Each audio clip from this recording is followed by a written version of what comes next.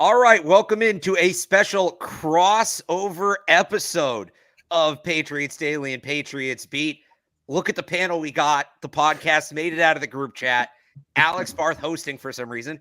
Tayler Kyles, Mike Kadlick, Brian Hines.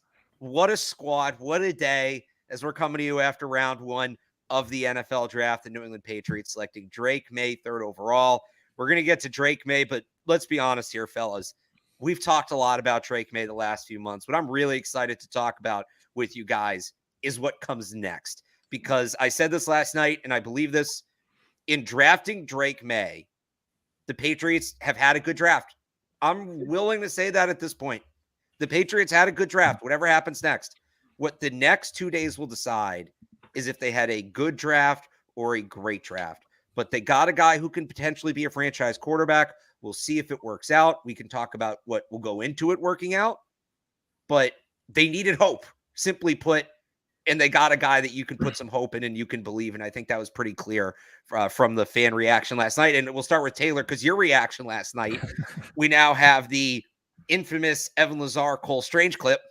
And a counter to that will be the Tayler Kyles Drake Maye clip. Yeah, I was looking at the comments and someone was like, you said after the third time you said I'm excited, I turned it off. I was like, yeah, that's pretty fair. But this is what we all wanted. Like Mike said it last night. We literally were in the media workroom talking during the season about, all right, like seems like we're entering Drake Maye territory. The talent, more than the talent, I think, are the intangibles where, Gerard Mayo and Elliott Wolf, the entire time leading up to the draft, were talking about how they wanted toughness and leadership out of the quarterback position. Everything you've heard about Drake Maye is he's that guy. The competitiveness where his family is just full of crazy athletes, and like his brother and his dad are legends at UNC. So you get all the things that you kind of want in a quarterback in terms of the off-field stuff. But then when you go on the field, on top of the big arm, the prototypical athleticism, all that, you also have someone who I think is very smart. Now, Bill Belichick did a great job pointing out the footwork and the processing and sometimes running too soon. Those things need to be shored up. But you still see the instincts where he understands how to navigate against pressure, where pressure's coming from. He knows how to get into good plays. He knows where to attack defenses. That's what you want from these young quarterbacks. There's so many traits he has, or at least the collection of traits, that you don't see from other quarterbacks in this class other than like Caleb Williams. So, I mean, it's hard not to be fired up. Like you said, they had a good draft at the very least, just because they got Drake Maye. I think him and Christian Gonzalez are the only A-plus picks they've had. Maybe Christian Barmore, I think, would probably be pretty fair considering how it turned out. But, I mean, Fantastic first-round picks back-to-back years, man, at two premium positions, and finally they addressed the offense. So it's good time to be a Patriots fan. So me and Brian have done this the last couple of weeks where we just basically look at each other and we're like, they're not really going to get Drake Maye, are they? Like, it's not actually going to happen, is it? And here we are, right? So obviously it's exciting. It happens. They have what they hope to be their franchise quarterback in the future. Elliott Wolf, Gerard Mayo spoke extremely high of Drake Maye yesterday. They're ready to rock. They know that, they know what's in store. There's the footwork issues, like you mentioned, Tayler. But man, he has the intangibles. He kicked ass on his pre-draft press conference already. Like, and it's great. It's fun. It's enjoyable. Like, they did it. But like you mentioned, Alex, now it's all about what's next, because they can't make that Mac Jones mistake they made 3 years ago. And I'm not saying they will. I'm not saying that, that's even in the cards, right? It is a new regime. They have someone else running the front office. They have a new head coach. They have an OC. But you need to take 34, 68, whatever else, whatever capital you have, trade up, trade back, and really weaponize this thing, like Elliott Wolf said, around Drake Maye, and make it worth your while, right? You had this number 3 pick. It was, as Robert Kraft mentioned, the most anticipated draft of his tenure, and you nailed it seemingly on day one. So essentially, don't F it up. Like, make that number 3 pick worth it, and go get, what you have to around it. But I mean, I'll let Brian rant and rave now about Drake Maye, because I know that it's been his guy forever, but it was a slam dunk. It was easy, and they made it happen. We had to take as much off Brian's plate as possible, because he'd go on and on and on if we didn't hit on some of these points. Yeah, I mean, he covered most of it. I convinced myself the whole process that it was just too good to be true, that he would get to 3. Like, this is a guy halfway through the college football season. People had him over Caleb Williams, that he might go first overall. Yeah. So It's a perfect pick. Tayler hit on the, intangibles on the field, the stuff they look for off the field, a leader, a competitor. So I'm thrilled with it. He's been my guy, as you said, for a while, and I'm just happy they did the right thing, right? Like there was so much rumor about the trade talk, or maybe they get kind of cute and go JJ McCarthy. They stuck at 3. They made the right pick. Sometimes like the right thing to do is just the easiest thing to do. And that's what they did. And they knew for weeks. I wish they would have told us a few weeks ago, saved some stress and made our lives a little easier. But yeah, glad to be sitting here and getting to go talk to Drake Maye at Gillette in a few hours. I loved Elliot Wolf's attitude towards that last night. Yeah. He was just like, we knew it all along. We knew Washington was taking Daniels. This was our thing. And we talked about it last night, Taylor, where like the rumor comes out that they were involved and tried to make a call to like LA, right, for Justin Herbert. And so people will see that and say, oh, that doesn't, that means Drake Maye wasn't their guy. They wanted to, test the waters. It's like two things can be true at once, right? You're sitting there at number 3 with this guy who you have fallen in love with, as Breer said this morning with Toucher and Hardy, that they love Drake Maye. And you can still make calls for a guy like Justin Herbert and have those two things happen at once. And so, when he was just like, yeah, we knew this all along, when someone asked about hesitation and he just said no and then just stopped the answer. Like he's got a little bit of like an awkward swagger to him that I love. And again, it's early yet. They haven't played any games, but the conviction they have in May, I think, is super cool. I think it's pretty clear Elliot Wolf's a football nerd. He's one of us. I'll say this. He came out to scruff last night. He had it last week too. Like that's a guy that's been grinding the tape. That's a guy that's been putting the work in. On the point of, because we did this with Mac Jones. Remember, the Patriots didn't really want him and Bill didn't really want him and blah, blah, blah. There's none of that this time. There's none of that. Drake Maye said the Patriots called him as soon as they were on the clock. They didn't wait. You're going to take calls. What happens if the Vikings offer you 4 firsts and Jefferson and Darrisaw? Imagine if we found out after the point that was the offer and the Patriots simply didn't pick up the phone. Even on Herbert, that reminds me of, remember, like, especially in the later years, we'd hear once in off season that some team was calling about Tom Brady. Remember the Browns one year? That's what teams do. Like they're doing their due diligence. They're just seeing what's available, but they made it pretty clear. I think it goes back to the clip of Gerard Mayo at the owners' meetings when he was raving about Drake Maye. And I know he said, yeah, you have to worry about the floor. To me, that was always, he was raving about his guy and then realized he maybe slipped up. And even go back and cover his tracks. He also acknowledged the fact that Drake just wasn't very experienced either. He said this is a guy who's going to develop. Right. So there was kind of like, you do have to add some context to it, but it didn't even feel like a backtrack to me. It was more like you have to, say, yes, there are inconsistencies, but he's a young guy who's only started for 2 years and has shown a ton of talent. So right. Yeah. So now it's what's next. And I've said this for a long time. I wrote this morning on 98.5thesportshub.com. I know it feels like we all just went through this long, arduous process. Drafting a quarterback is not the end of the process. It's the beginning. We're done with step 1. We move on. And I'm surprised that what I wrote has not been called out as being a long apologist note for Mac Jones. But I think at a certain point, and we can acknowledge that Mac Jones had his flaws, but if you want to tell me that it was all Mac Jones and you would be perfectly fine if the Patriots handle the next 3 years personnel-wise, coaching and players, the exact same way they handled the last 3 years under Mac Jones. If you can look me in the eyes and tell me that, I guess all the power to you. You should probably go be playing professional poker. But you're telling me you couldn't give Matt Patricia a raw Drake Maye and he's going to turn it into greatness. Exactly. Elliot Wolf clearly agrees with you because he said we have to do everything we can to support him, weapons. We got to shore up the offensive line. Like, again, Elliot Wolf's one of us. Like, he was sitting there like, what the hell is Bill doing to this poor kid, Mac Jones? And now he's finally trying to course correct. It's one thing to say and it's another thing to do it. So I kind of hit on 3 major points. I'm curious if you guys think I missed anything. The first one, you got to put players around them, and that has to be a consistent effort. They had the big signing spree before they signed Mac Jones. After that, they only made 3 premium. They only used 3 premium assets on offensive players. One was on a guard, Cole Strange. They then drafted Tyquan Thornton in the 2nd round, and they traded a 3rd-round pick for Devontae Parker. Their biggest addition at tackle, while Mac Jones was on the team, was either Riley Reif or Calvin Anderson, however you want to spin it. They played a combined 6 games in a Patriots uniform. So it's not just Drake Maye.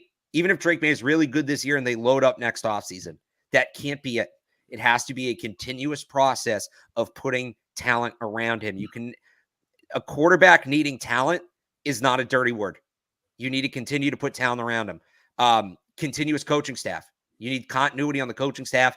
TC McCartney is suddenly a very important person in New England, because I think if this goes well, Alex Van Pelt's going to go be a head coach, and you don't want to get left not having a contingency plan. McCartney looks like a logical guy who could be promoted to OC. And the third thing, don't dink around with the depth chart. If you're going to sit him at the beginning, sit him. If you're going to play him. You can't be in between, because we saw what happened the last couple of years when they dinked around with the quarterback depth chart and it got unclear and it became a problem. So those are my three big pillars for developing Drake Maye. I don't know if you guys think I missed anything or if I'm overvaluing anything, but I think that's what we're looking at here moving forwards. Yeah, no, I mean, you talk about the depth chart. Gerard Mayo made it very clear that it's going to be a competition. And there's been this narrative that Drake has to sit for an entire season. The only way I see that happening is if in camp and in the preseason, you do see that the processing is an issue, that the footwork is better, but it's also like you're still seeing the spray misses that you just can't have on Sundays, Monday, Tuesday. The NFL is making it the whole week. But the point is, I do think that if we see Drake Maye take significant strides, he's, I think, mentally tough enough and competitive enough that he's someone who could take his lumps as a rookie and still be able to make some advancements and, get that live action that he needs. We talked about it. He's inexperienced. And Elliot Wolf has mentioned how they want to play these young guys. So I don't think Drake Maye is going to be the backup the entire season unless legitimately like the mechanics and maybe the mental side aren't quite caught up yet. But if you do see those advancements, I don't see any reason to start Jacoby Brissett if you don't have to. And they also said he's a mentor. He knows that. So, Jacoby's not coming in here thinking that he's going to start 17 games necessarily. You just have to. No, go, Brian. Sorry. Yeah, I was just going to say, I agree with that. I think the narrative that he has to sit like a full year or even like the Jordan Love plan and sit 2-3 years is a little bit overblown. And there's stuff he obviously has to, clean up. We talk about the footwork all the time. And if it's a disaster over the spring and the summer, you're not going to start him over a guy like Jacoby Brissett. But yeah, I think, that's a 21-year-old guy who is a 2-year starter, and he's, responsible for checks and protections at the line of scrimmage. Like, he's a mentally smart guy. Taylor, you mentioned the competitive toughness, which, we talk about, like, growing up in that family with the 3 older brothers who are all, athletes. And you see it on the field too. Like that NC State game, they're down 20 points in an instant, and he's just like battling back. Like, he's getting blitzed like hell, but he's, running all over the field and like dragging that team back. So yeah, I think he could see the field sooner rather than later, honestly, because he's got the competitive toughness to take those hits, even if it doesn't go great in the beginning. But I could also see a path where maybe the next few days in the draft don't go well, and they're like, maybe it's not best to put him in this situation to start the year, and that could lead them to Jacoby. But yeah, I do think Drake, like, he doesn't have to sit a year or 2 years. I think he can get on the field sooner than some people think here. The only point I'll add to it, though, is that, and it's similar to what Alex said about dinking around with the depth chart, like, don't put him in until you are fully confident he is ready. Huge. Like, because you can't, once he's in, he's in. Yeah. Right. And not that they're going to use Bailey Zappi like as a dangle piece, but you can't dangle Jacoby Brissett over this kid's head and be like, look, he can come back in if you're not playing well. Like, that's not like the Tua Ryan Fitzpatrick thing in Tua's Exactly. rookie year. Like, Right. none of that. Yeah. Yeah. Also, you can't. And I think Jacoby knows his role. Obviously, he wouldn't have signed here if he didn't. Like, he's here to be that mentor, to be that bridge quarterback. So there's not going to be like animosity in the room. There's not going to be like, well, I feel like I should start. Maybe early on, like, he'll just take on that starter role, but he knows why he's here. He's not getting paid $8 million to play quarterback. He's getting paid $8 million to groom Drake Maye to be the Patriots' next quarterback. So he gets it. I think Van Pelt and Mayo and, the entirety of the Patriots staff get it. So you can't make that switch until it is Drake Maye's team 1,000%. Yeah. You can't, I mean, imagine if they bench him as a rookie. Like, that can't happen. The one thing I will say that's interesting, I don't know why I didn't put this together until last night. He already has a relationship with Jacoby Brissett, because Maye is like legitimately really good friends with Sam Howell, who obviously was with Brissett last year in Washington, and they've talked. Such a perfect the quarterback room with those two. It's so perfect. The NC State connection where they both have those North Carolina roots. Jacoby having been in a quarterback room with Tom Brady and being able to know, like, understands what it means to be that pro. Like, I was thinking about it. It just kind of came together really perfectly. I'm excited to see how they interact and work together. The other thing we're looking for now, and this is where we get into the nuts and bolts of it. You know what's kind of sneaky important for the Patriots? That they get a good bye week, because that's when you know, the most logical time to make the switch. We'll look at the Thursday night football game too in the mini bye. But I remember in 21 when we thought they were going to sit Mac at the beginning of the year, the bye week was like week 10, and I don't think they played Thursday night football until like week 13. So we were sitting there saying they if they're going to make the switch, it's going to have to be quick. Because they don't have a logical spot to do it. Now, they ultimately did out of camp, so it didn't matter, but looking for an early bye. All right, give me, and I have mine. I can give mine first so you guys can think. Everybody likes to do player comps, but I think player comps can be tough because we're all just going to go with like the best player we can think of who's a similar player, and it doesn't necessarily mean that level. So ceiling, middle, floor for Drake Maye. This is what I had at the beginning of the draft process when I wrote my profile. The ceiling's Justin Herbert. I still wouldn't go Josh Allen. I don't think he's quite that level of runner, but big arm, physical guy, competitor, all of that. That's my ceiling. My middle is peak Ryan Tannehill.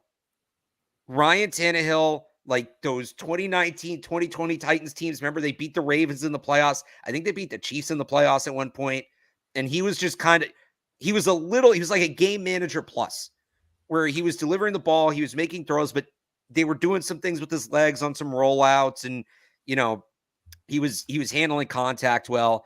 And then my floor is Daniel Jones, where I think just at his size and his athleticism, that will always provide a base level for him to do things, but it won't be much beyond that. So I don't know if you guys have any thoughts on that. If you have other names you want to throw out there. I'm not honestly good at player comps. I think you kind of nailed it. I'm going to go more with what I think he could be in terms of like just in a role. Like if you're talking, if he maxes out his skill set, I genuinely think he's a Hall of Fame talent. And I don't really think that's that crazy to say, considering he was a Heisman contender and ACC Player of the Year his first year as a starter. We're giving Brian goosebumps. Brian, I knew that already, though. That was that's fair. But like, I think we are legitimately talking about a guy who could go in the Hall of Fame because he's got the athleticism. I think he's got the intelligence. You just need to get him the experience where it can all come together, and the physical talent's there. If you talk about kind of more realistic, I still think he's a guy who's like at least a borderline Pro Bowler, where, you know, if he's just in the middle, maybe it takes one of the really good quarterbacks having kind of an off year and then he slips in, but other years where the top guys are on fire, he's in the conversation but doesn't make the cut. I just think he's too talented to be a guy where as long as everyone around him does their job, he's going to fail or he's going to be average. Now, at the very worst, and this is what Gerard Mayo said, where if he's basically if we sabotage the guy, like if we don't do our jobs and support him, then I think he's just 2022 Drake Maye. Like, could he regress? Sure, but I think that's kind of an unfair thing to put on him even further because this is the NFL. But I think you just see a guy who can make a lot of splash plays and still keep you in games and put you in positions to win, but also will have misses and sometimes make those bad decisions where he can also cost you the game, kind of like that evil Josh Allen thing. So ceiling, I think you're talking a legitimate Hall of Famer. Kind of baseline in the middle, I think this is a guy who's going to be in the Pro Bowl conversation. Worst case scenario, he is the Drake Maye we saw last season at North Carolina. So using what you said, Taylor, mixing it in with the player comp, ceiling, floor, middle, right? If we're also using what they can be and I guess the impact they can have on the team, call the ceiling Josh Allen, where you're throwing the good Josh Allen. Sorry, Barth. I know that might. I'm gonna have to be a sneaky Josh Allen guy now. I'm kind of coming to terms with that because the Bills are an absolute dumpster fire, and we will get to the Buffalo Bills. Don't worry. But ceiling, right, where you can throw it all over the yard. You can be smart when you're at your peak. You can make plays with your legs, and you're contending for Super Bowls. Again, I'm sorry, Alex. Or your team is around. No. Let me rephrase this. He can be the guy everybody thinks Josh Allen is. Sure. Okay. I like that. We'll mend the fence here. Well, where the middle, Can he do it without his own Stephon Diggs, or does he need his Stephon Diggs? We're gonna get to we're gonna get to that. Yeah, We got a lot to get to here. So this is the last Drake Maye topic, and then we're moving on to the rest of the draft. The middle ground becomes Justin Herbert, where Pro Bowl, great talent, you see it, but whether it's the team around him, whether it's circumstance, you see that talent there, but it doesn't necessarily translate to wins all the time and ultimate team success. But you know that if you get shit around that guy, he can be dominant. And then I look at a floor, right, and it's like you said, 2022 Drake Maye, but to be frank about it, like Zach Wilson, where rocket arm, footwork shot, nothing around him, like shit hits the floor really freaking bad. And you're talking about trading him to the Broncos and then drafting Bo Nix to be with him. So that's sort of where I took it with you guys, where that ceiling is like great play, team success, middle ground is solid play, poor team success, and then the floor just comes out if you don't hone this thing in right with him. I'm interested to hear Brian's floor for Drake Maye. I don't think his floor is that low. On Elway. No. Pro Bowl floor. Yeah, Tom Brady floor. Yeah, I don't know about comps, but I mean, I'm with like Taylor. Like he's got all the talent, right? Like if this fails, I think it's more on probably what the coaching staff does and what they put around him, because he's got all the tools you want. Like Alex, the thing we kept talking about kind of throughout this process at number 3 is you want the bus driver, right? Not the guy who's going to be along for the ride. And I think he firmly has all the capabilities to be the bus driver. Like the Patriots are winning games. They're competing in the playoffs because of Drake Maye. I think that's kind of what he can kind of eclipse there at that quarterback spot. I might have, on the way home last night been dreaming like, what if he couple Super Bowl wins? But yeah, I think he's just, got all the talent and, can be that guy you win and compete because of at the next level. Brian was driving home like he just got hit with Joker venom. He was just. All right. We move forward. Well, what do you guys want to do first? You want to react to the rest of the first round and then get into day 2 for the Patriots, or you want to finish the Patriots talk and then get to the rest of the NFL? You're the host. Let's finish Patriots talk. So we sit here, a couple hours away from day 2. They're in the building right now, re-racking their board. Who fell, who's still there, what trades are available. I have a big board up on 98.5thesportshub.com, just kind of looking at the top players available, positions in need. I also have one on CLNS Media. There you go. Yeah, feel free to plug. CLNS, Pat's Pulpit, of course, plug across the board. Before we get to the players that are available, though, what are they doing with the 34th pick? Because this is a valuable trade asset. Because like I just said, teams went back, they reset their boards. They're looking, oh, that guy's still there? Oh, okay, we got to go get him. We had a first-round grade on him, right? Things like that. And you look at the trades that have happened in recent years, you may be able to get 2 top 100 picks if you're willing to move back enough. Yeah. Even if you move back a couple of spots, you can still probably pick up a 4th-round pick. I had traded my mock draft last night, my mid-draft mock draft that was 34 for 41 and 101, which would be a pretty solid return. So we'll get into the do they trade it for a player stuff in a second, because that's on the table too. But there's a lot of talent on the board. There's some players I like, but if they can move back, Elliot Wolf said last night they want more picks. If they can move back 5, 6, 7, 8 spots, it wouldn't go much further than that. But if they can move back like somewhere in that range and add a early day 3 pick, I think that's probably the best move here, honestly. I think if no, you're good, but I'll let you go. I just quickly, if we're gonna rank like what they should do with the pick, it's trade it for an asset, trade it back, and then actually make the pick. Like I think if we'll talk, I'm sure we'll talk about Brandon Aiyuk and what's going on with San Francisco and everything. If they can turn that into a bona fide wide receiver 1 that can play immediately, I think that should be priority number 1. Priority number 2 is, like you said, trade it back for more assets, like Wolf said. And then if nothing happens, you still re-rack your board and you get guys who you think were first-round talents at 34. So here's the thing with that, and I guess we can bring this all together. So we had Cameron Wolf on last night on the Sports Hub, and he said that he heard at least one team had a 2nd-round offer in on Brandon Aiyuk. So it seems like that's going to be the price here. Buffalo should probably be dangling that 33rd pick for Aiyuk. Now, Can they afford to pay him? They have the cap space, but remember, that's a team that's in a smaller market that has a quarterback that they're about to have to write a huge check, that is building a stadium. The cap can be maneuvered, but cash on hand is cash on hand. Liquidity is liquidity.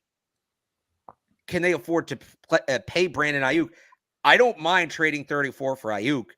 I don't know about getting in a bidding war where suddenly you're giving up a ton of picks and you're bidding against the Buffalo Bills for Brandon Aiyuk. That's the one thing that would make me nervous. But if it's 34 for Aiyuk straight up, you're not drafting a player better than Brandon Aiyuk at 34. You're just the Bills also made 2 bonehead decisions last night. We're going to get to the Bills. They're going to make a great one with Aiyuk. I don't think so. We're going to get to the Bills. Are we sure at this point that the Niners might just not trade Deebo Samuel and just give his money to Brandon Aiyuk? So they might. I don't want Deebo Samuel. Yeah. I don't either. I was saying that last night. He's 28. He's got a very lengthy injury history, and he's not what you need. They need an X, and he showed in the Super Bowl. Deebo, fantastic football player, also can do the downfield stuff that you want from a receiver, but he's not that X who's going to win the backside and consistently exploit one-on-one coverage. So I don't think he's remotely fit.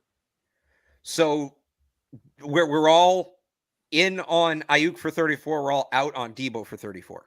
Yeah. Yes. But also another part of the so there was Ian Rappaport said last night that he specifically mentioned the Patriots and the Commanders, saying that they could package their respective second-round picks and then maybe like a late-round pick or two, right, and kind of simulate what a first-round pick would have been.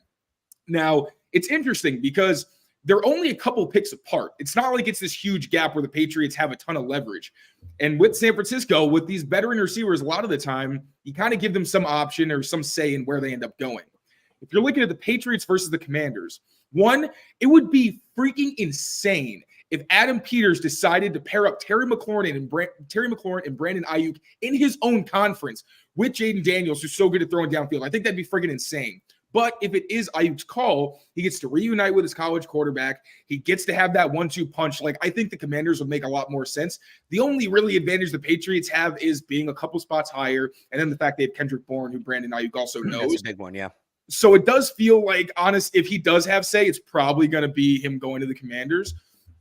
So, it's kind of a funky situation there. I'm not sure, but also pretty Ricky. He's had his misses, but for the most part, he's been pretty spot on. Like hang on, I'm pretty Ricky. He was announcing picks before anybody else last night. He got a couple wrong, but I'm just for what it's worth. If you believe in Pretty Ricky, he did say that now the 49ers, because they couldn't get a first-round pick, are pivoting more to trying to trade Deebo than Aiyuk. I'm just putting that out there. You can take it for what it's worth with however many grains of salt you want, but that could potentially mean that Aiyuk is not as tradable as he was last night.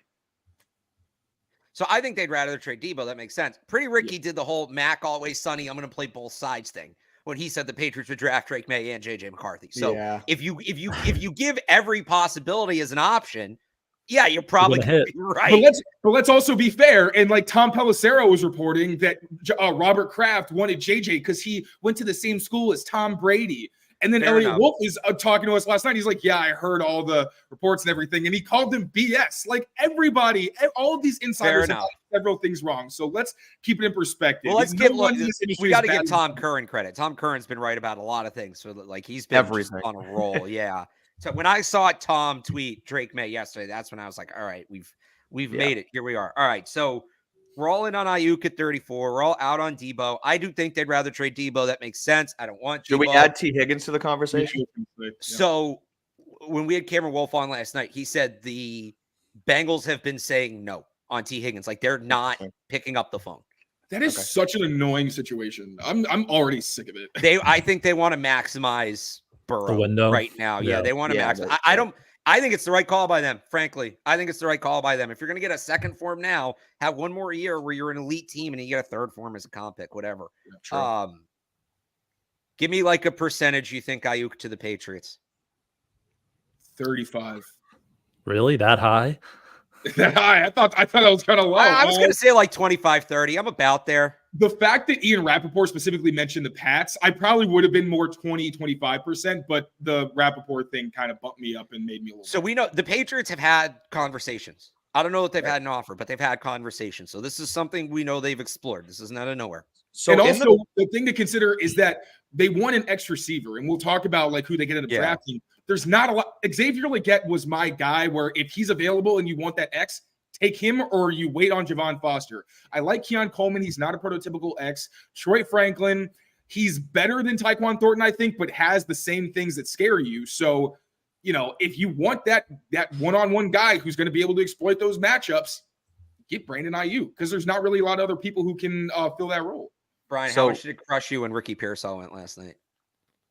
I was upset. But He was going to be a first-round pick. I mean, I did not think he'd be a first-round pick. So good for him. Glad was going to be the white first-round receiver. And he'll probably be a beast in the Kyle Shanahan offense. So yeah, it's a great. It'll be fun to watch him. But yeah, that was sad at the end of the draft there. All right, real quick, you guys. Tape, like the way he blocks and everything about his game. At first, I was like, that's interesting, because I felt like they needed more of that X kind of guy like an Aiyuk. But I was like, his play style, it makes perfect sense in Shanahan. As far as the percentage that Aiyuk actually becomes a Patriot, like in the past, the last couple seasons, there's been Hopkins and Zay Flowers and trading for this and trading for that, and Patriots Nation, if you will, and around the team gets all hyped up about a receiver, and then every time it doesn't really happen. And like Bill, I don't want to say Bill let us down, but they seemingly weren't as high on going to get that premier pass catcher. But we don't know what this regime and what this front office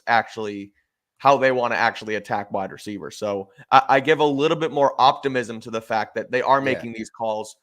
They did mention, Wolf did mention last week that they want that X. So I give it a higher percentage chance I would than if it was Bill, because we sat here and said that they should do X, Y, Z, and it never actually came to fruition, where we don't know how this regime is going to act. But the one guy who does fill exactly what they need and is a high quality player at his best is AD Mitchell.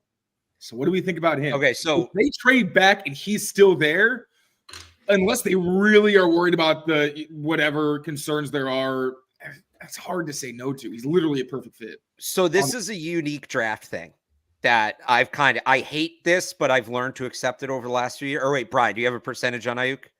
Or are you just still bummed about Ricky Pearsall? I was going to go low, 15%, and no fault for like the Patriots. Like, I think they're trying, and they should try. That would be a home run, but I can't see the 49ers trading Brandon Aiyuk. Like, I think, Alex, I know you might disagree, but I think Kyle Shanahan's a smart football mind. I think he's a smart offensive mind. So I have a really hard time seeing them letting him go.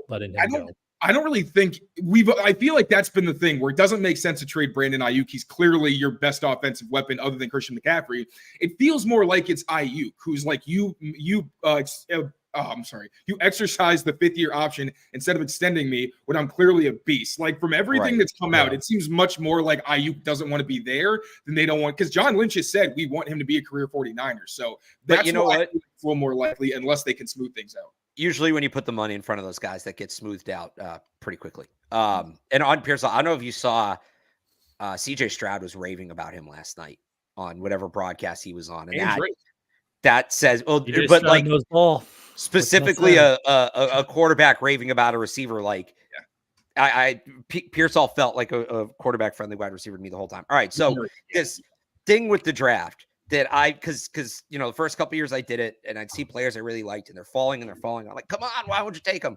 And it would come out after the draft that there was some reason unknown. Like, we're not in the meetings with these guys. We don't have their medicals. It's the big unknown in terms of projecting the draft. And AD Mitchell, to me, could be in that territory. DeJuan Jones was this last year, where somebody knows something I don't.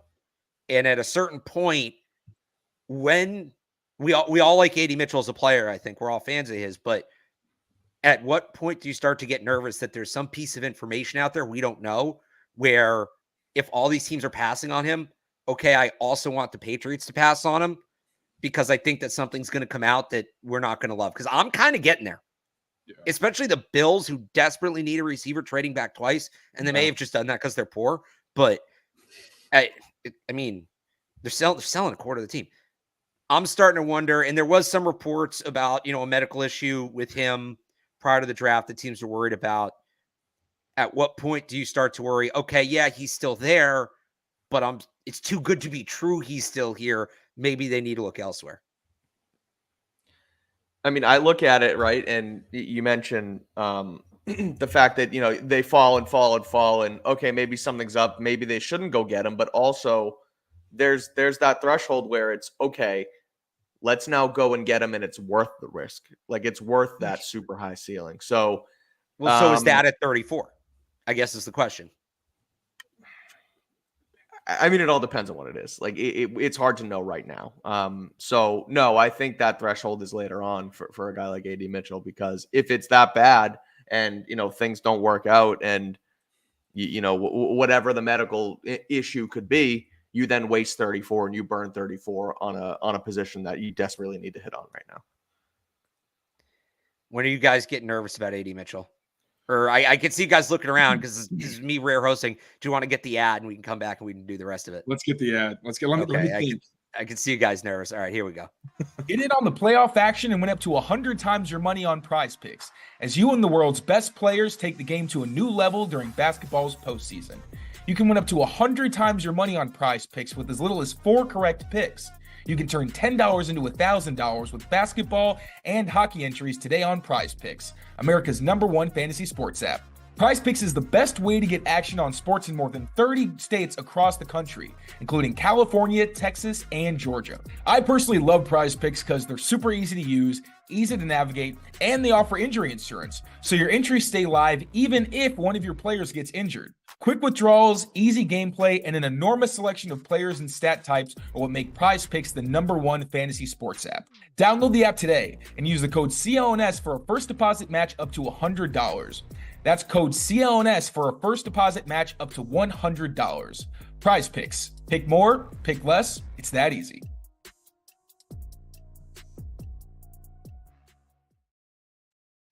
Yeah, that's why radio hosts, I'm used to having a log. It tells me when I have to go to break. But now we've got the bills paid, and Tayler and Brian, you look a lot more comfortable. What's your threshold for you start to worry about why AD Mitchell's still on the board? Brian, you want to go first? I mean, I guess now I'm kind of with you, Barth, right? Like, especially Buffalo trading back twice, not adding additional capital in the process, right? Like, this is a team that needs as many picks as possible. They're not even adding picks. And they're moving back from 32 to 33 and giving up a 5th-year option, right? And they need receivers, and AD Mitchell's the best guy out there. So I know there's like the off-field stuff, and there's even some stuff on the field, right? Like, he wasn't overly productive before the last year at Texas. The effort seems to kind of go at times, like taking plays off. Even when he's like in the route progression, like he's down, like there are plays, like every game it seems where like Quinn Ewers is throwing a ball, which probably wasn't going to be accurate anyway, but like it's downfield and AD Mitchell's just kind of like jogging and taking it off. So there is some worry there, but like the upside is, there is a lot of upside. Like, he tested off the charts for that size, which is what they need at the depth chart. So it is an interesting case, but yeah, the fact that he's still here, top of the second round when there were, a bunch of teams that needed receivers, I think it's definitely noteworthy. Tayler? Yeah, so I'm trying to think of like rationalize how, because really I am nervous, period. I wouldn't really love if they took him, but if they did. Would or wouldn't? Sorry. Would or wouldn't? Would I wait. Oh, would I or would I not? I'm so sorry. No, sorry, I couldn't hear if you said I would love it or I wouldn't love it if they took him. Oh, I'm mumbling. My bad. I wouldn't love it if they took him at 34.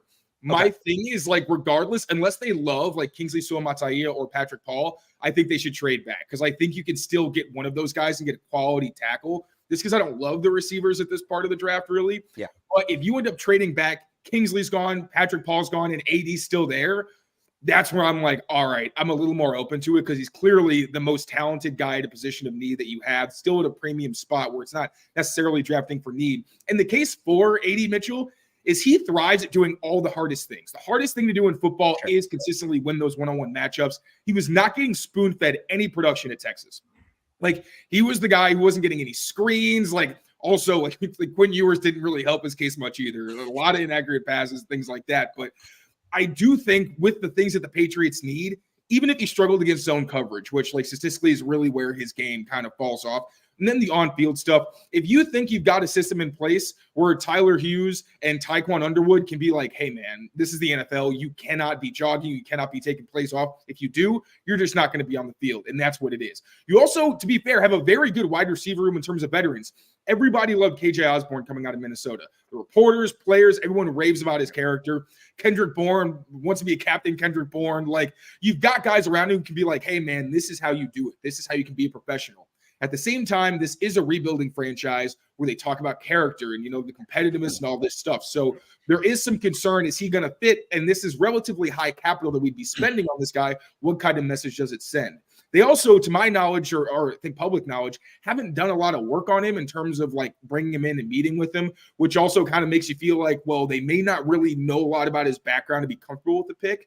But again, if they make it, it's not going to take long to be like, all right, yeah, if they make this work, then they got an absolute steal. And with Drake Maye in that UNC offense, there was a lot of that 3-by-1 where Tez Walker's on the backside and Drake Maye's just throwing it up to him downfield. That's the kind of place where AD Mitchell thrives. I think they'd be great together if you're talking AD Mitchell at the top of this game. And one last thing, although he did do the low thing and he was up and down his consistency, Mitchell turned it on when the game was most important. Like that Alabama game, it was really annoying to watch him for most of the game. I'm just like, dude, what are you even blocking? I'm like, what are you doing? Like, you're hurting your team.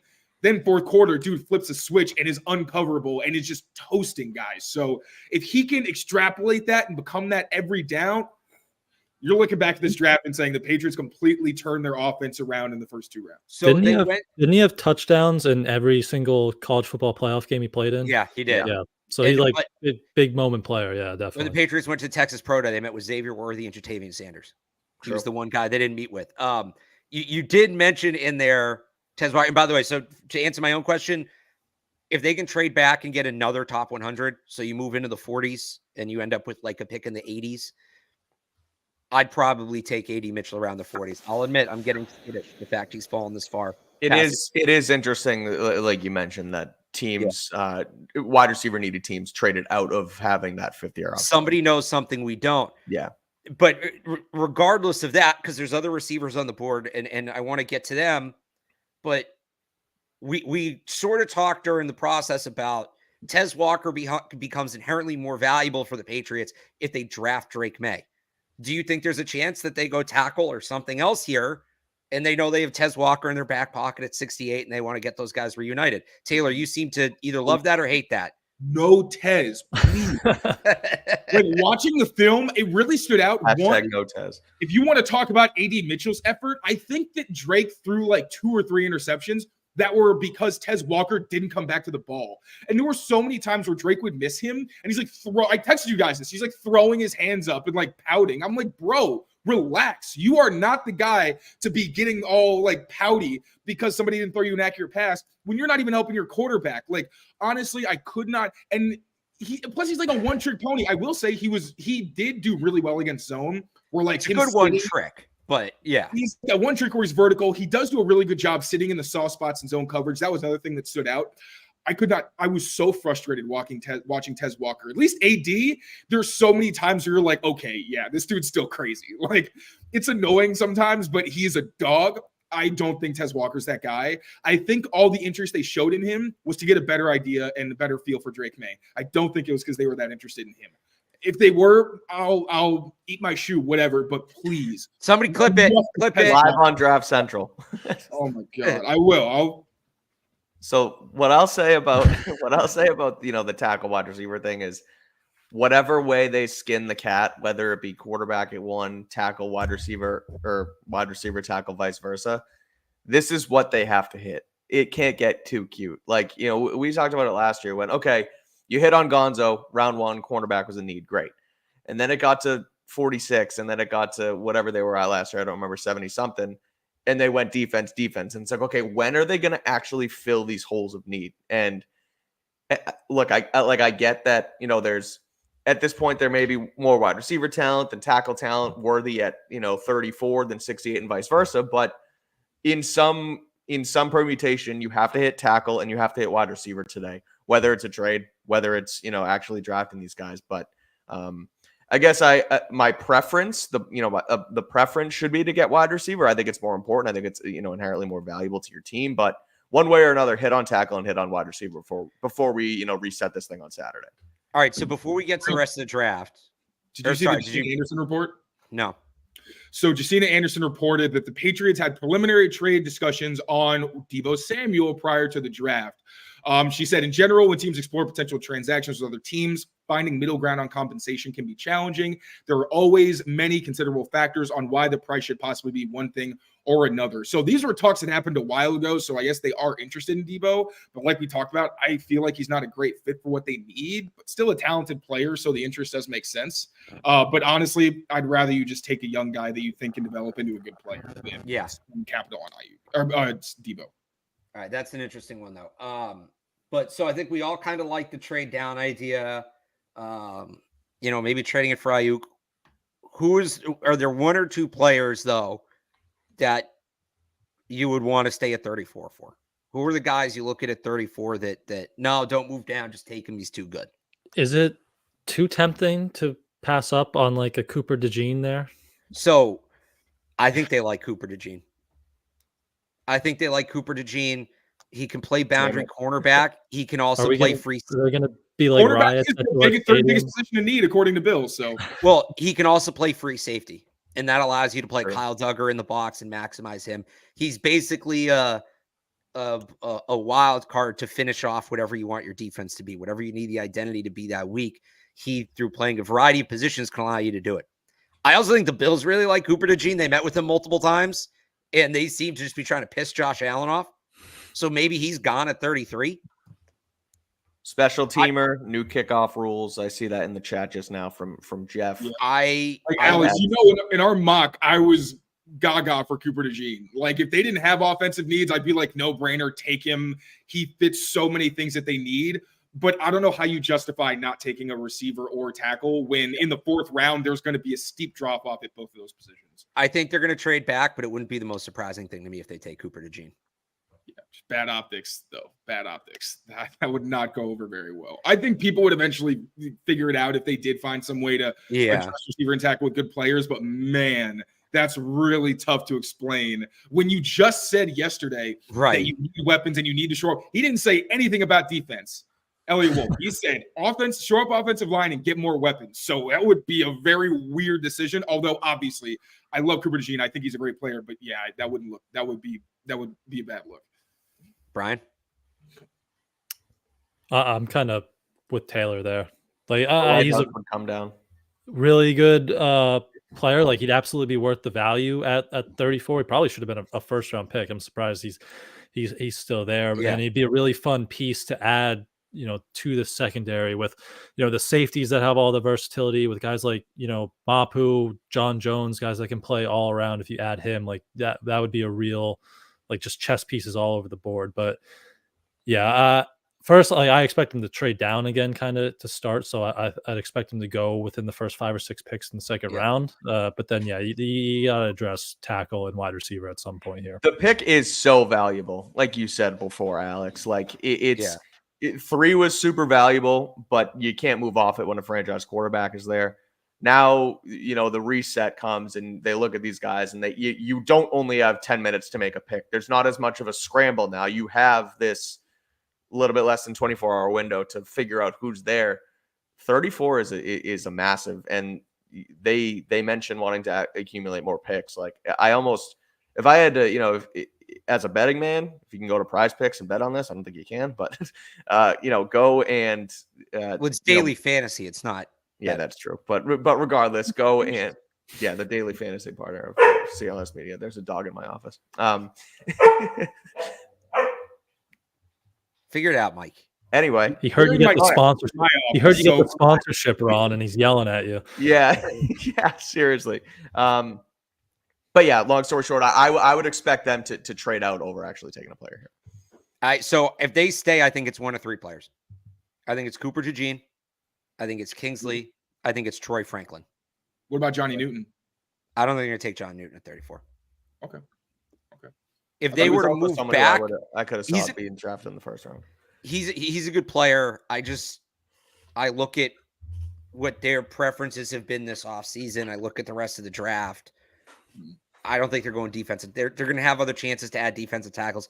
They don't need a guy that can play right away at that spot. They need a guy that, can grow into a contributing role in 2025, 2026. So you can Also, get a guy that they're looking for at that spot's been interesting. It's a lot of older guys, undersized guys, win with quickness.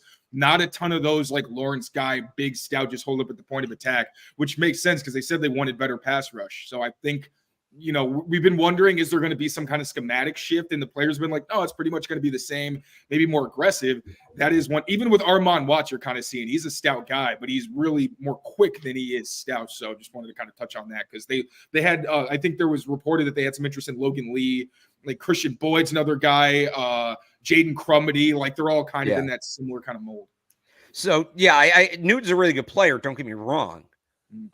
I don't think they're sticking at 34 to pick a defensive tackle. Again, if they pick at 34, I feel like it's going to be one of the three: Cooper DeJean, Kingsley, or Troy Franklin. I'm preparing for them to walk away with Troy Franklin today. Hearing Elliot Wolf say yesterday that, this was on Patriots.com. I think Evan actually asked him this. Like, what do you have to do to help Drake Maye, like from a stylistic standpoint?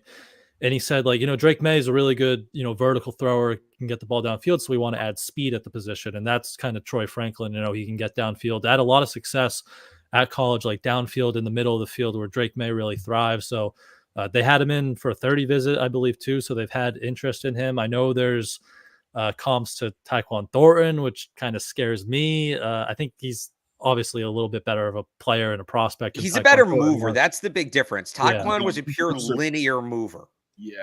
But I'm in the weight. It's like they're legitimate. Like just physically, he is very similar to Tyquan. Yeah. So I'm preparing for a Troy Franklin pick early in the second round today, but we'll see. I think that's one of their guys they like. And to your point, Brian, Troy Franklin's one of the few guys who does have extensive experience playing X.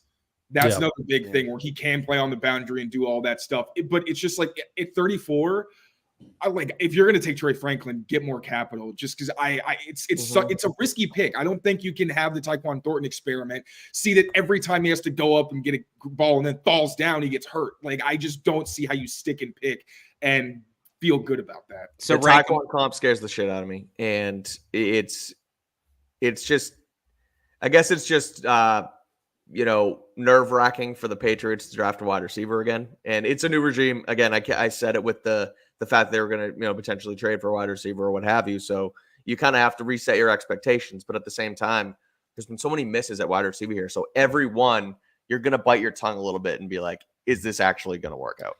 Especially when he has the same mold of a guy that you just drafted and missed on. And we could say the same thing. I don't think they're going to take Keon Coleman. We could say the same thing about Keon Coleman. Right. Also, I was looking up Troy Franklin's stats real quick. So what's the biggest thing other than the injuries that we talked about with Tyquan? One is the route running. I do think Troy Franklin's a route runner, but the hands.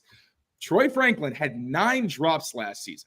9 drops, and he only caught 37% of his contested targets. So how many total wait, what was this drop? I don't care about total number of drops. Julian Edelman used to lead the NFL in drops every year because he got targeted more than anybody else. How many targets did Franklin have with 9 drops? It was on it was on 114 targets, which is significant, but still 9 drops. But 9 drops for a guy who's got small hands is like, it's kind of harder to justify. And part of his profile is that he's not very good in those situations where he has to come down through contact.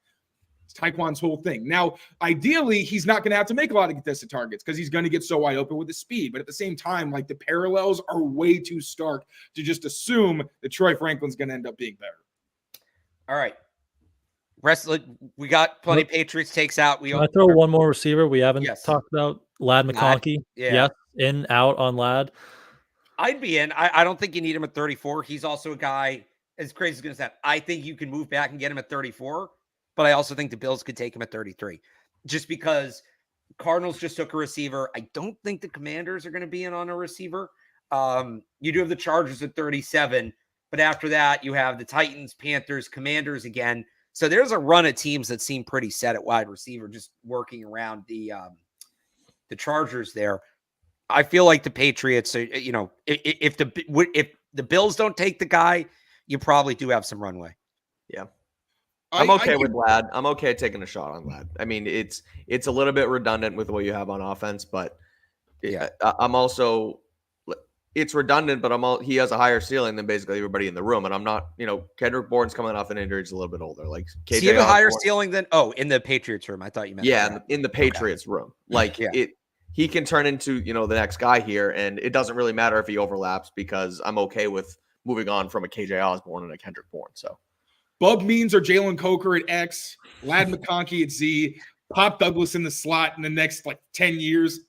I don't know. Well, I'll say this because you reminded me of something I was going to say before with AD Mitchell, because I still love AD Mitchell, but if there are concerns about him, AD Mitchell's a guy where now we're in double up territory. Now we're definitely in Bub Means later on territory. All right.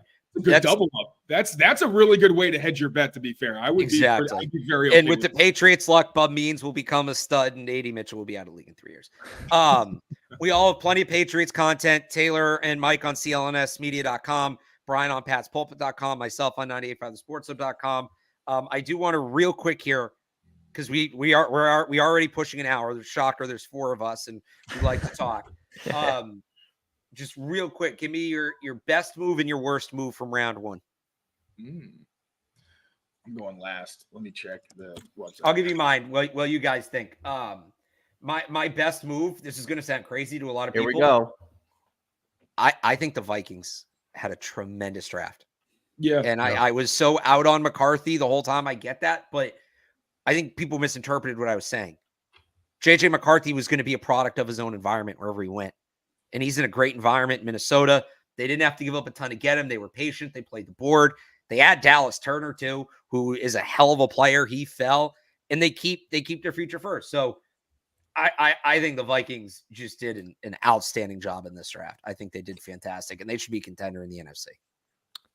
I love the Quinion Mitchell pick for the Eagles. The fact that there was a lot of talk that they might come up, and then they sat at 22 and took the best top corner available, which was their biggest need. I thought that was a really good strong pick for Philly there. The Bears hit it out of the freaking park with Caleb Williams and Rome Odunze. That's such a Mike take. The team that picked first had 2 top 10 picks did the best. I mean, but seriously, all right, fine. Fine, then I'll give you my bad move. And I don't understand Joe Alt to the Chargers at all. I hate that. It's not my worst, but it's down there. You have Rashawn Slater. You have Joel, who does he play right tackle? Does he play left? Or they move Slater back? It's just weird to me. And they could have got Malik Neighbors for Justin Herbert on a team that is depleted at wide receiver now. And instead, they pick a freaking tackle. I like Joel, but that was stupid. He's a weapon, though. They also could have moved down and gotten Fuanger, one of the great right tackles in this draft, and added assets. Yeah, I hated that. Tayler, your best, and then we'll go through. We'll do worst. Really the best. I'm just going to go with one we haven't heard yet. Brian Thomas to the Jaguars. I really like that. Getting Trevor Lawrence, a legit stud at wide receiver, a guy who can, again, win those one-on-one matchups where his skill set's a little one-dimensional right now, but I think that's more because of what he was asked to do in college and what he's actually capable of. Worst, I think, was Bo Nix to the Broncos. I mean, yeah. If you like the guy, sure, but God, man. Are we all in agreement? Excuse. That's ridiculous. That quarterback room is Ben DiNucci, Jarrett Stidham, Zach Wilson, and Bo Nix. And they can't take a first-round quarterback for the next 2 years, probably. I get it. They felt like they needed a quarterback, but what a disaster there. A couple more sneaky ones that I liked. I didn't see this one coming at all. Brock Bowers to the Raiders. Michael Mayer. I was going to say they just Adams. Mayer, though. Because Mayer's the Y, though, and then you can use Brock right. Bowers, your F, and with Devontae Adams and Jacoby, dude, that's a sick offense. There's a lot of size. There's not going to be a lot of teams that physically can cover. Now they got to get the most out of Aiden O'Connell. They're probably quarterback team next year, but that's great. And I was saving this one because I liked this, but I'll give another Mike take. The Bears take is obviously ridiculous by me. It's the Chiefs getting Xavier Worthy. So, come on. I was saving because as much as I like that move, I hate the other side of it more than I like the Chiefs side of it. The Chiefs have been your daddy for 3 years. They are finally weak. They are desperate to replace Tyreek Hill, and you give them the keys to Tyreek Hill 2.0. What? And you don't even add picks for it. What in the absolute hell are you doing? You need a wide receiver, and you let the top team in your conference who knocks you out of the playoffs every freaking year take a wide receiver. What the hell is wrong with you? And then you trade back again to let another team get a receiver. They netted the same amount of picks. It's a cash poor team that needed to add draft slots. I was reading text last night on the air from a friend of mine in Buffalo. He's furious. Yeah. The Bills are panicking. They are panicking. And because that's a scary fit. When Patrick Mahomes and Xavier Worthy are torturing the NFL for the next 5 years, let's all remember who put that evil on us. And I don't just mean last night. Do you remember who traded the Chiefs the pick to draft Patrick Mahomes? Yep. The Buffalo Bills. Nobody Ridiculous. deserves more credit for the Kansas City Chiefs' success than the Buffalo Bills. And that's the only time you'll hear me give the Chiefs credit for team building. One of the best fits, I think, from the first round, Troy Fautanu to the Steelers. That is so perfect. He fits them very well. And also he can literally, and I think is he going to play center for them? Does he play center? I don't know. They I do doubt play it. center. I think Mike Gola Jr. was saying that like his best potential fit would be if he got to go to a place where he's center because he's so athletic. If you put him in a position like that, that's freaky. Like that's kind of thing that expands your run game. You can do whatever the hell you want. So I thought that was a pretty awesome pick. I love that. Alex, do you want to do your Atlanta rant now or what? Oh, yeah. So this was another thing. Because I don't understand why you could ever think that this is a good pick. I love this pick. And this is, look, I said all along, quarterbacks are so valuable. If there's a quarterback you like and he's on the board, you take him. And if the Falcons really like Michael Penix, as they should, there's a couple sides to this. One, Kirk Cousins, 38, 6 years old, coming off a torn Achilles. How great do they why feel? the freak are you giving him $180 million guaranteed? Because they needed a quarterback and they didn't know they'd get one in the draft. And because that's what you do. Whatever you pay a quarterback is kind of irrelevant. Wherever you draft a quarterback is kind of irrelevant. If you get a good quarterback, you get a good quarterback. I'll say on top of that, everybody's assuming Kirk Cousins is playing all 4 years of that contract. These guys never play all 4 years of the contract. Russell Wilson didn't. I think Rivers signed a multi-year deal with the Colts. He didn't. Like this never. Rodgers is kind of a weird thing. I don't think he's going to see that contract out. Right. Yes, it's fully guaranteed, but I think it's something like 80%, 70-something percent of the money is in the first 2 years. So if Kirk Cousins falls apart, you got to pay him anyway. Most of the money's off the books. You now have an affordable replacement right away. We all just learned as Patriots fans what a disaster it is when you don't have a contingency plan at quarterback. Kirk Cousins, even if you think he's good, is a guy you should have a contingency plan for. They're going to put Michael Penix on the Jordan Love plan. And let's be honest. Let's just be frank here. Yes, he's going to be prospect. 35. No, this is what I hate. He's 24. He's not a senior citizen. Jordan Love took over at 25. Let's say Kirk Cousins plays 2 years of this deal. Michael Penix takes over at 26.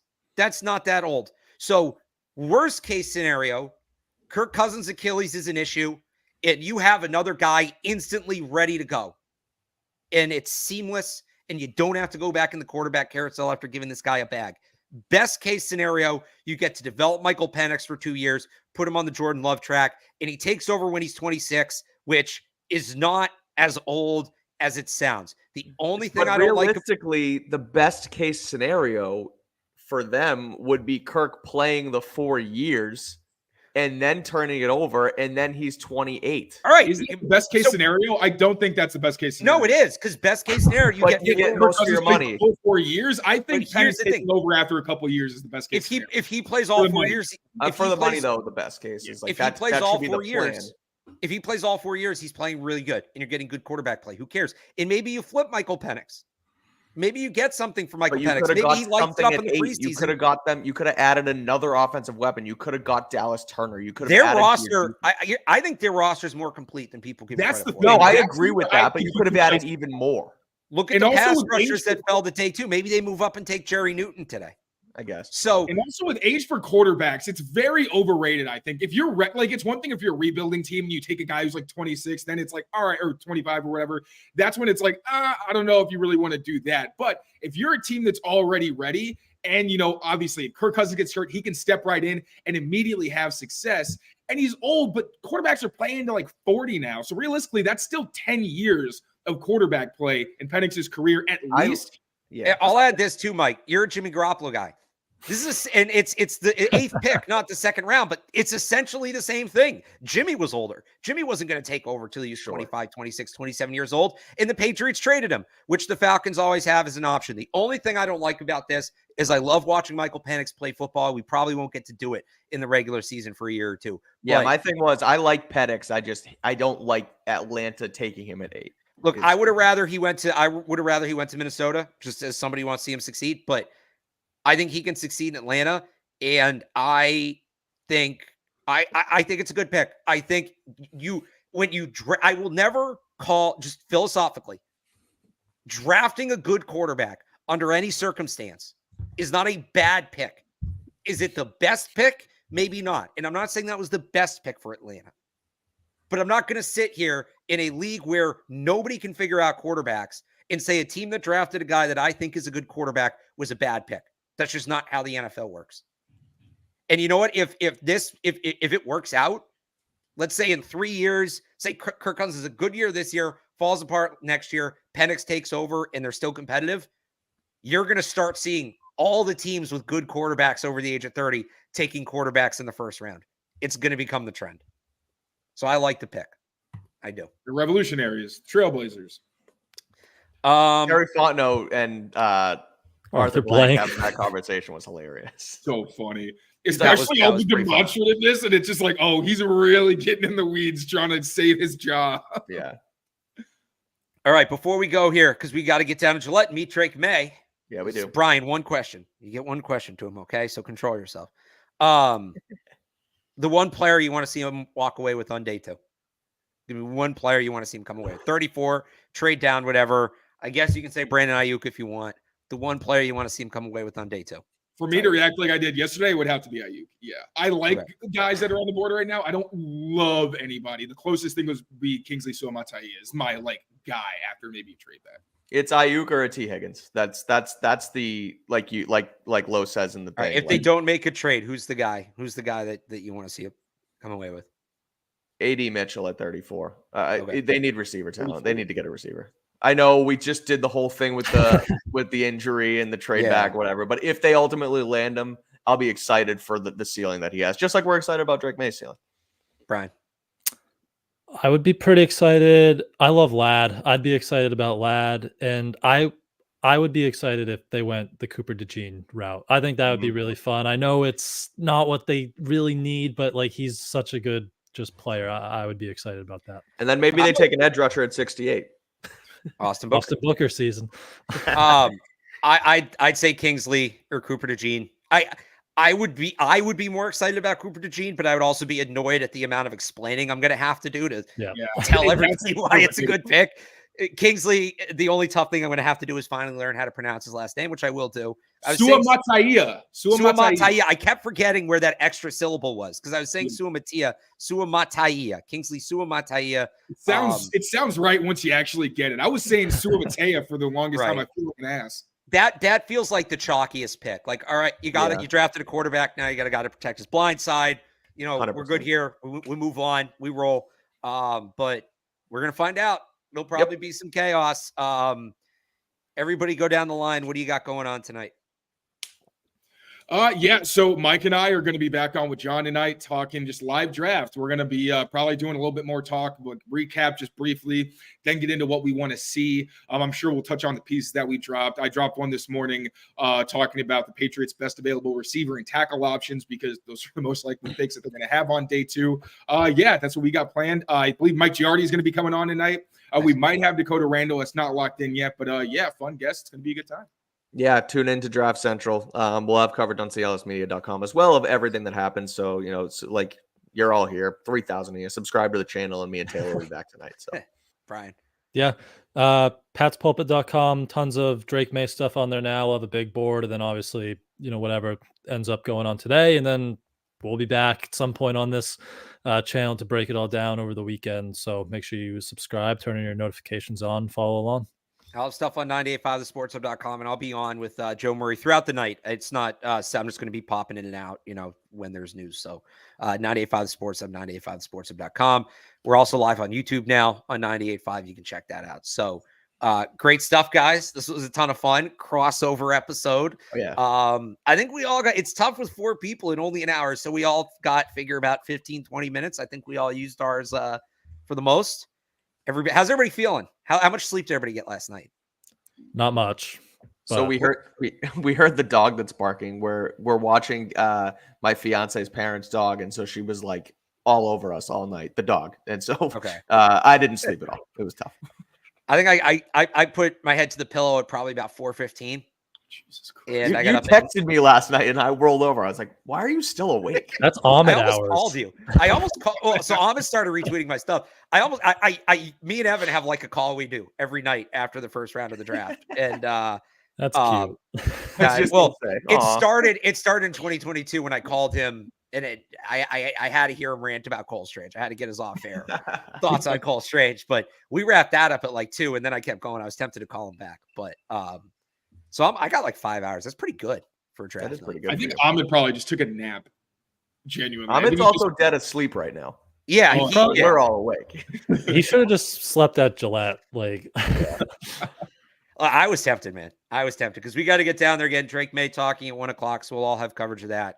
And then, of course, day 2 of the NFL draft tonight. So for Tayler Kyles, for Mike Kadlick, I'm Brian Hines. Thanks for tuning in. Thanks for watching. Thanks for listening. I'm not what? You just said You're not Brian Hines. I'm Brian Hines. 5 hours of sleep, baby. For Tayler Kyles, because I'm reading the names on the bottom. For Tayler Kyles, for You still got it wrong. Brian Hines. I'm Alex Barth. Thanks for watching. Thanks for listening. Identity theft is not a joke, Jim. I'm gonna try to grab a quick nap before we head down there. Yeah, I'm gonna be up there. Yeah, I got a question for JJ McCarthy. We gotta go. All right, we'll talk to you guys later. Bye. Thanks, guys. Right.